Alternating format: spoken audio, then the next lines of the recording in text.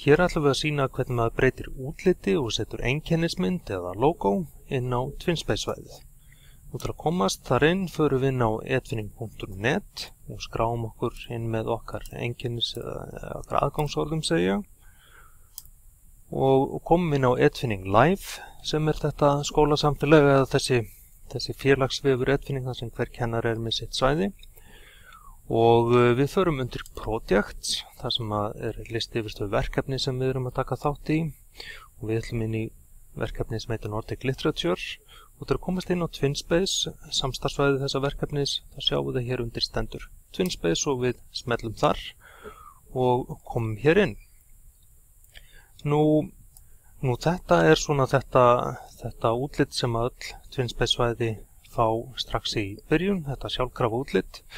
Og það kannski svolítið sviplaust, þannig til að flikka upp á það, þá förum við hér í Settings og þar getum við valið eins og þið sjáu þessi mismunandi þemu, þessi mismunandi útlit hér.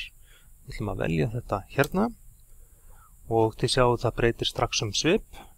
Nú síðan viljum við fá einkennismynd hér inn eða logo og það sem við gerum einfaldlega við getum annarkvort smellt á brás hérna og fundið mynd á tölvun okkar eða að við getum einfaldlega bara dregið myndina hérna inn. Við ætlum að gera það, skemmtileg mynd af blöðrum hérna sem við ætlum að nota hér og myndin dettur inn og svo smellum við á Save eða Vista til að vista breytingarnar.